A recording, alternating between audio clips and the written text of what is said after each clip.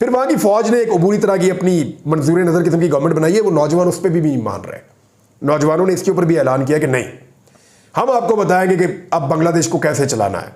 यानी नौजवान इतने तंग आ गए हैं वहां की एस्टेब्लिशमेंट से और एस्टेब्लिशमेंट की बनाई हुई हुकूमत से कि अब वो ना एस्टेब्लिशमेंट की बात सुन रहे हैं, हुकूमत तो उन्होंने कर दी फारिग और फौज ने जान छुड़ाई। उन्होंने कहा दफा करो, ये लड़ाई कौन लड़े नौजवानों के साथ, ये तो पूरा मुल्क सामने आकर खड़ा हो गया है और सैकड़ों लोग शहीद होने के बावजूद घर ही नहीं जा रहे। तो उन्होंने उसको वजीर आजम को, जिसको उन्होंने खुद बनाया था, उसको हाथ जोड़ के कहा तू जा इधर से, उसको सेफ पैसेज दिया, उसको निकाल दिया वहां से सजा देने की बजाय, उसको इंडिया पहुंचा दिया और खुद हीरो बन के बैठ गए कि जनाब अब हम मुल्क चलाने वाले हैं। तो नौजवानों ने कहा नहीं, ये चलाकी हम नहीं चलने देंगे। उन्होंने ऐलान किया कि मुल्क कैसे चलेगा इसका ऐलान हम करेंगे और मुल्क के अंदर मेरे ख्याल में अब इलेक्शन होने चाहिए। खालिदा जिया जिनको बड़े अरसे से बंद किया हुआ है जेल के अंदर, हसीना वाजिद ने अपने सियासी मुखालिफिन को उसी तरह जेल में बंद किया था जैसे आज इमरान खान साहब और उनके साथी जेलों में बंद है। तो वो जो मुखालिफिन को जेलों में बंद किया गया था एस्टेब्लिशमेंट ने और हसीना वाजिद ने मिलकर, वो खालिदा जिया साहिबा देखें चंद घंटों के अंदर बाहर आई।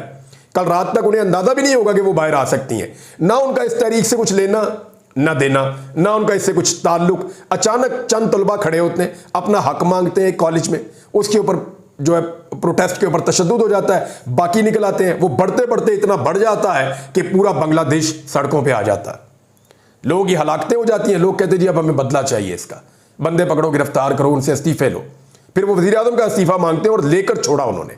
तो ये है जी बांग्लादेश की सूरत हाल। इसको आपको मैं मजीद बताता रहूँगा, लेकिन मैंने स्वाबी में क्या देखा, क्योंकि मैं स्पेशली गया था, ये जलसा बहुत इंपॉर्टेंट था, मैं आपको 2-3 दिन से बता रहा था, क्योंकि ये जलसा फैसला करता कि पाकिस्तान तहरीक इंसाफ का फ्यूचर क्या होगा और ये जो हुकूमत है ये कितना अरसा और चलेगी। अगर तो ये जलसा एक मोमेंटम वाला जलसा बनता और बहुत बड़ी तादाद में लोग एंगेज होकर आते तो फिर इसका इम्पैक्ट ये है। अब मैं आपको बताता हूँ मैंने क्या देखा।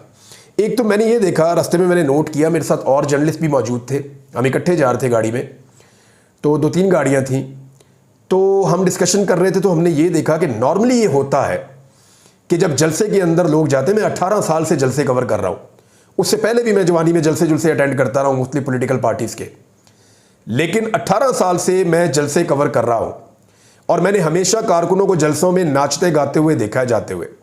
वो म्यूजिक सुन रहे हैं, नाच रहे हैं, खुश हो रहे हैं, भंगड़े डालते हुए वो जलसों में जा रहे हैं, लोग इंजॉय करते हुए जा रहे होते हैं। लेकिन इस मरतबा हमने ये नहीं देखा, बल्कि इस पर हम डिस्कशन कर रहे थे कि लोगों की अक्सरियत जो है वो बेचैन थी। लोगों की अक्सरियत की आंखों में देखो तो बहुत सारे शिकवे थे, लोग बेचैनी के साथ जा रहे थे, गुस्से के साथ जा रहे थे।